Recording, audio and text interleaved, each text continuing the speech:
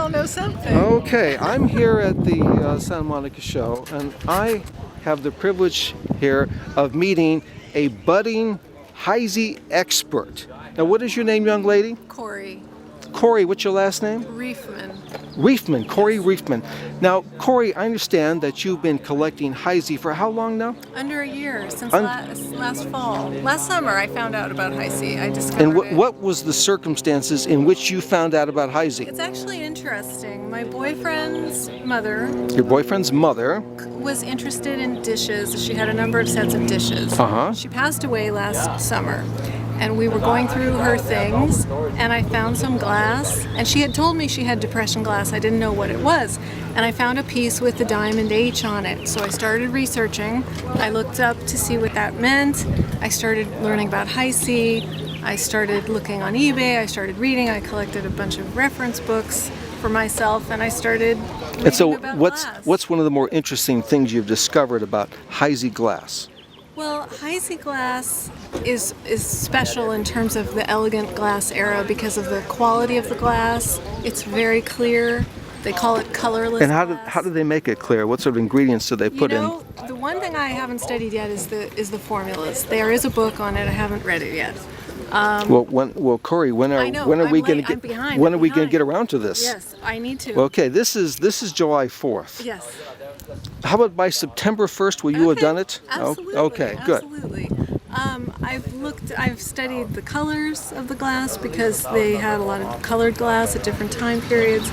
You always can tell. Sometimes I've picked up a piece of Heisey and it's unmarked. And I bought You mean it it. doesn't have that diamond H in there? A lot of the pieces do, but not every single So piece. there are some Heisey. So I didn't know that. Mm-hmm. I thought that if it was Heisey, it had that. But there's some unmarked Heisey. There is. How do you know if it's Heisey that if it's unmarked? You have to have studied, Uh-huh. and sometimes you can tell by the pattern of the glass. If you're really knowledgeable and you know specific cuts or etchings of Heisey, you might identify it in that way. But I picked up a piece of glass at an estate sale, and they had a lot of different glass, and I picked up one piece. It was $9, and I bought it.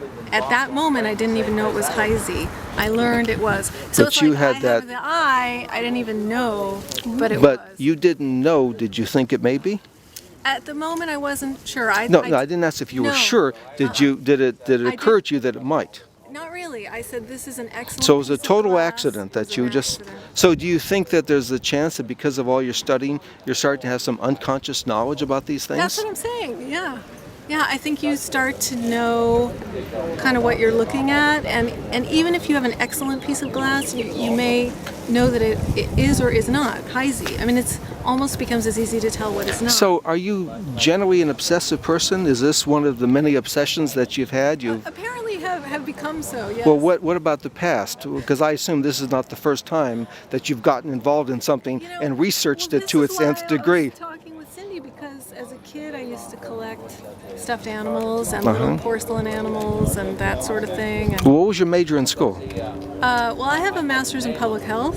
In public health. I have a BA in psychology. I see. Ah, well then you know exactly the kind of things that I'm talking about here. I do.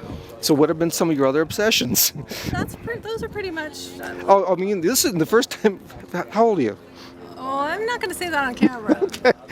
I have a hard time. You look like a very young lady. Thank I have a you. hard time believing Uh-huh. with the education that you have Uh-huh. and the fact that you had this obsession for Heisey, and that's what it sounds like. You got into it. You tried to learn everything you possibly can. That this is the very first time that's ever happened to you.